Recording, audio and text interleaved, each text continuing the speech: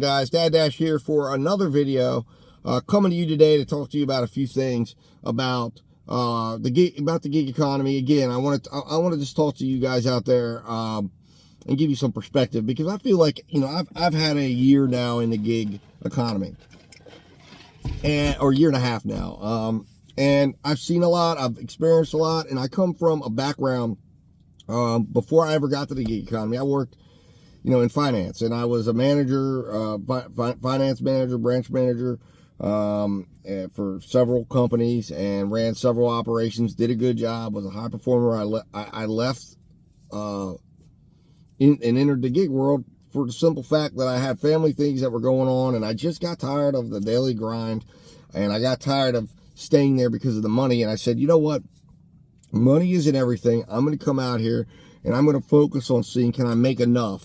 I was fortunate enough to be in a financial picture and situation that I could do that, and that my picture, along with my wife and I, that we can continue to put that together each and every month and still make our financial goals happen, and still be, and I can come out here and do this and help and contribute to the family and the kids, and create a better life for our kids and for the family, by my being able to be involved and continue to be there, and experience and have these experiences that I knew I was really upset about, because I'm like, I'm working, I'm doing all this work, and it's like, I get to the end of this, one day I'm going to wake up and my kids are going to be graduated and gone, and I'm going to be like, man, where did it go? You know, and you know, one of the things you got to, you know, take in life is, life passes you by fast, and you can't get back the memories. And you can't get things back. Time is a precious commodity that you can't get back. And when time passes, time passes. So the first thing I would say to you is, listen, everybody traveled to the gig community. Everybody traveled to the gig life, for a specific reason. And I feel like at times we are forgetting a lot of times why we came here in the first place. So what I would ask each of you to do right now, if you haven't subscribed, I'd ask you to subscribe. And then I also ask you to put in the comments, why did you start gig work? What brought you here? Right? Because I think sometimes we forget that.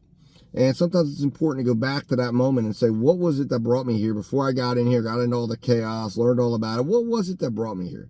What was the reason why I decided to enter the gig world? Well, and for everybody's story is different. Some people might have been forced in because they lost a job. Some people might have just said, hey, I'm tired of the 9 to 5 and I want something different. But figure out, what was it that brought you here? And connect with that reason right now. Take a moment to reconnect with that reason. And then 2, I want you to think about what gig work is really all about. Because I think we have fundamentally lost what gig work is about and what our expectations should be when approaching gig work. What is gig work to begin with? Gig work in and of itself is absolutely not hourly work. It's not guaranteed work. It's not salaried work. It's gig work. It means you earn your money in individual jobs that pay you out an amount, and for a specific job for a specific amount of time. That's gig work. It's an individualized earning opportunity is what I call it, or an IEO. That's, you know, and that's what it is, right? And it's your job as a gig business operator to take those individualized earning opportunities, stitch them together into one big picture for you financially that helps you earn what you need to do, whether that's $1,500 a month, whether that's $2,000 a month, whether that's $4,000 a month, $5,000 a month, $10,000 a month, whatever it is, right? And there's not one specific app that you're going to do that with, or shouldn't be doing it with, right?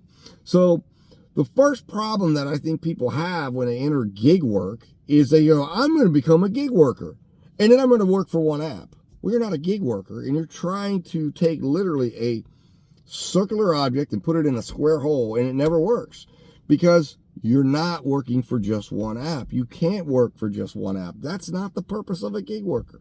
The purpose of a gig worker is the ability to work for whoever you want to, whenever you want to.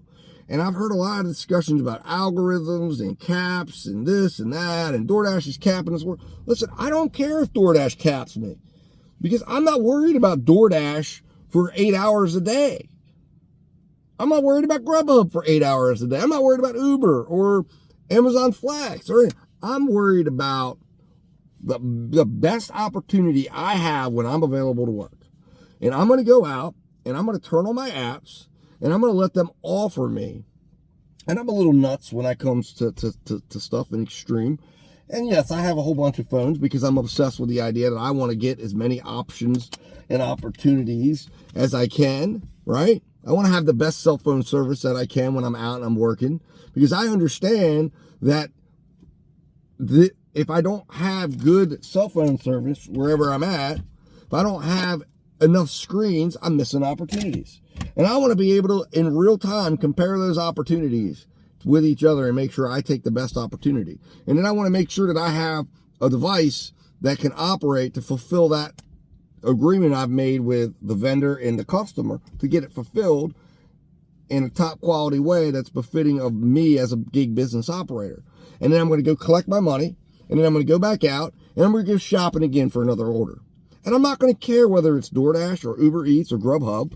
I'm not going to care whether it's Shipt or Instacart or Spark or Flex or GoPuff or any of the other ones, or Roadie, right? I take orders from whoever is offering me the best offer at the given moment that I'm available to work. It's an individualized earning opportunity, and I'm going to take the best one. And if the best one is not there, if there isn't one available, then I'm going to find something else to do with my time. And sometimes that's frustrating, especially if I'm like, I only have 3 hours that I'm available to work today. And I went out, and for 20 minutes, nobody wanted me to work. Well, that's on me. I can sit out here for 10 hours a day, and I might only work 6. I might only have 6 hours of earning opportunities, and that's fine. You know, that's what gig work is, right? It's finding the best opportunity for your time. And if in your area you don't have enough gigs to make enough money to do what you need to do, then you probably need to go out and get a 9-to-5 job or get a part-time job to help stabilize your earnings. Whatever you got to do, right? But that's part of being a gig business operator. That's why I call myself a gig business operator, and that's what you are. That's what all of us are. We are out here operating a gig business, but we don't own a business. It's not a real business. It's not recognized as a business. We're recognized as 1099s to everybody that we work for. But we got to operate like a business-like mentality. If you're going to do this, you got to have a car that's gas efficient. I hear so many people out there complaining about gas right now, but they're talking about having cars that are 14 to 20 miles per gallon. Well, I'm here to tell you that's not going to get it done ever. If this is your full-time thing, then why are you driving around a car that's getting 14 miles to the gallon? You should be part-time. You shouldn't be full-time. And if you are going to be full-time, then trade that sucker in and get a car that's going to support you and your ambitions. And that's the crazy part right now, is I think it's like I'm hearing so many people out here that are like, I'm entitled to be successful without having any input to that success. I'm trying. Well, trying doesn't get it done. Okay, you want to be compensated for trying, go get a job that pays you a guaranteed wage, and you will get compensated for trying. That's not how it works when you're out here. This is cutthroat, and unfortunately, it is. It can be cutthroat if you're not understanding it right.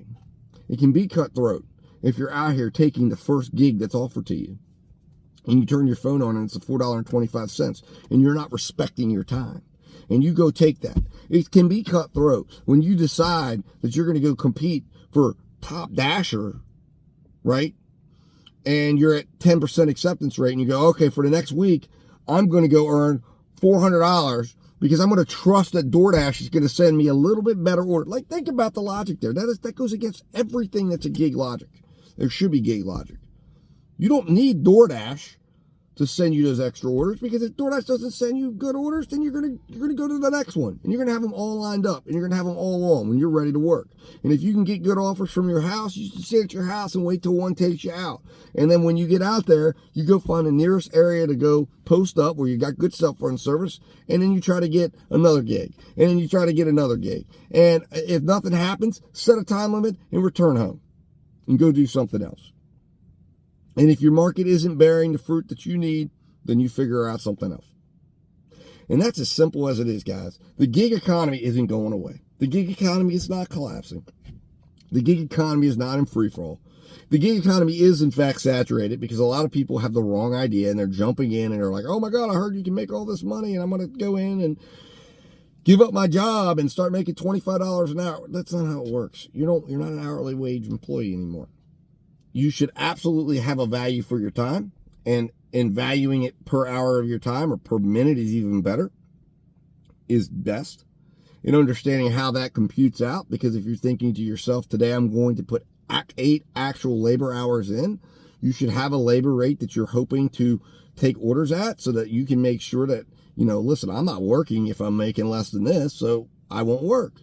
And if you create enough competition for yourself by having apps going, and you've got apps and apps and apps and offers and offers and offers coming in, you will find valuable offers.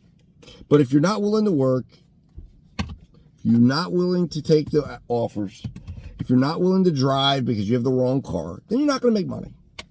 It's as simple as that, guys. It's as simple as that. Anyways, that's all I wanted to talk about today. Hopefully this made sense. I'm not trying to be rude to anybody, but I'm trying to put gig work in perspective for people because I think the perspective is lost.